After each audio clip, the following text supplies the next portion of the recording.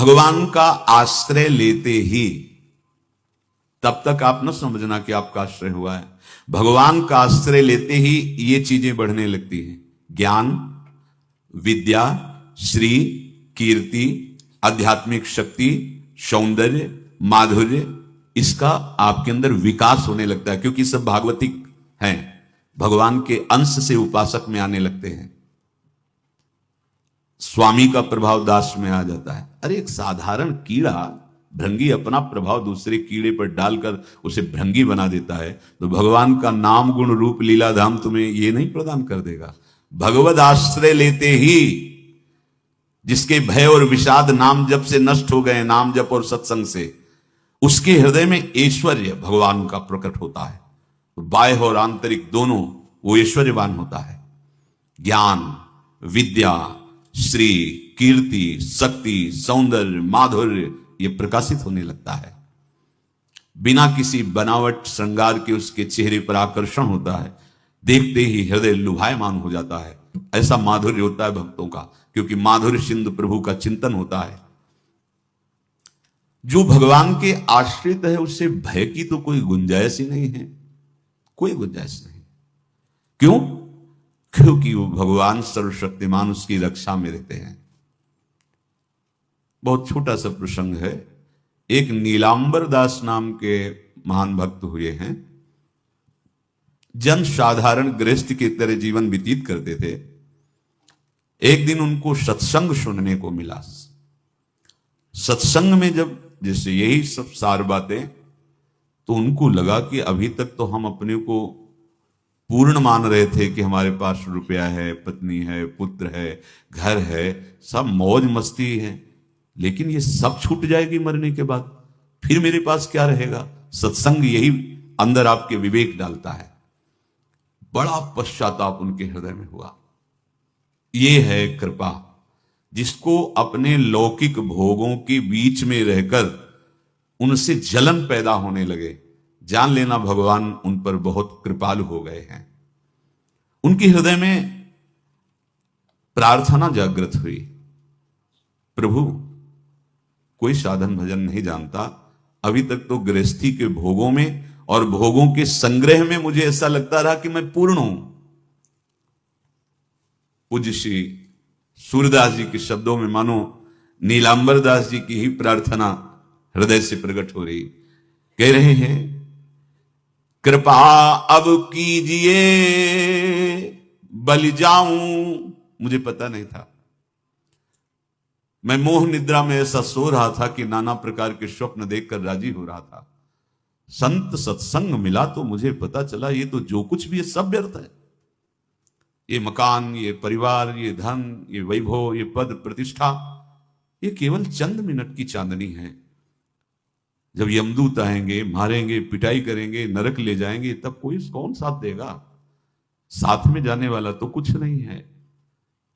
सत्संग में भगवान के चरणों का आश्रय सुना तो कह रहे, कृपा अब कीजिए बलि जाऊं, बलिहारी जाऊं प्रभु, अब तो कृपा कर दो। कृपा तो हो चुकी है। होए विवेक मोह भ्रम भागा। कहां से विवेक आया? जब सत्संग मिलता है तब विवेक जागृत होता है, और भगवान की कृपा के बिना सत्संग नहीं मिलता। सत्संग मिला मानो भगवान आवाहन कर रहे हैं आपको अपने आनंद समुद्र में डुबोने के लिए। बिनु सत्संग विवेक न होई, राम कृपा बिनु सुलभ न सोई। सच्ची मानिए, सत्संग ये केवल भगवत कृपा से मिलता है। पहली कृपा तो सत्संग हुई, अब विवेक जागृत हुआ, तब सब होए विवेक मोह भ्रम भागा। तो मोह में जो सब अच्छा लग रहा था, अब अच्छा नहीं लगने लगा, काटने को दौड़ने लगा। सबका प्यार, सबकी वस्तुएं, सब वैभव सम्मान, सब झूठा, सच्ची झूठा। फंसाओ। प्रार्थना हृदय से निकली, कृपा अब कीजिए बलि जाऊं, नाहिन मेरे और को बल, चरण कमल बिन ठाऊं। कृपा अब कीजिए बलि जाऊं, बलिहारी जाऊं प्रभु, अब तो कृपा कर दो। मेरे में कोई बल नहीं है, कोई साधन बल, तपस्या बल, योग बल, ज्ञान बल, कोई बल नहीं। बस हृदय से मैं आपके चरणों का आश्रय लेता हूं। वैसे तो अगर हम अपने मुख से अपना परिचय दें तो हों असौच, अकृत, अपराधी, सन्मुख होत लजाऊं। तुम कृपालु करुणा निधि के सो, सुना है अधम उदाहरण नाऊं। कृपा अब कीजिए बलि जाऊं। किसी योग्य नहीं हूं, अपराधी हूं, अकृत, अशौच, सदैव मन और शरीर दोनों अपवित्र रहा है। यद्यपि किसी लायक नहीं हूं, आपके सन्मुख होने में लज्जा लगती कि कहां मैं नीच अधम और कहां आप परम पावन पुण्य श्लोक प्रभु। पर सुना हमने सत्संग में कि आप बड़े कृपालु हो, करुणा निधान हो। तो हे कृष्ण, हे अधम उदाहरण, आपकी महिमा सुनकर हिम्मत पड़ रही कि अब आपके चरणों की तरफ मैं बढ़ूं।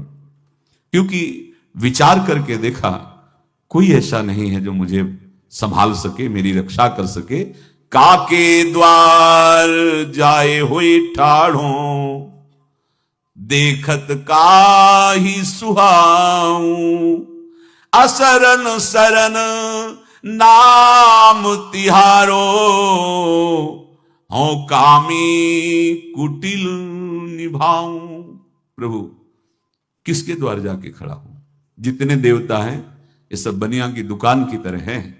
तुम्हारे पास जितने पुण्य साधन है उतना ही फल मिलेगा। मेरे पास तो कोई बल है नहीं, तो कोई मुझे तो स्वीकार करेगा नहीं, ठुकरा देगा। नाथ, सुना है आपका नाम सत्संग में असरन सरन है, जिसका कोई नहीं होता उसे आप स्वीकार कर लेते हैं। मैं बहुत कामी हूं, कुटिल हूं, पर एक ही ठौर है, आप मेरा निर्वाह कर सकते हैं। कलुषी अरु मन मलिन बहुत, मैं बहुत कलुष हूं, बहुत मलिन मन हूं, और बिना स्वार्थ के आज तक कोई काम किया नहीं। तो आपसे भी सौदा करके ही शरण में होऊंगा। सेत में तो न बिकाऊं, तो आपसे भी सौदा है हमारा। सेत में शरण नहीं हो जाऊंगा आपकी, यद्यपि मैं ऐसा बता दिया पूरी। देखो भक्तों का हृदय कैसा होता है। हाँ, क्या चाहिए आपको, क्या चाहिए? तो सूर पतित पावन पद अम्बुज, सो क्यों परिहरि जाऊं। कृपा अब कीजिए बलि जाऊं। सेत में नहीं बिकाऊंगा, आपके चरण का मोल लूंगा। सदैव आपके चरण हमारे हृदय में रहे, मेरा मन आपके चरणों के आश्रित रहे। ये दे दो, अब मैं आपका ही हो गया, बिक गया। ये मूल्य आपको देना पड़ेगा।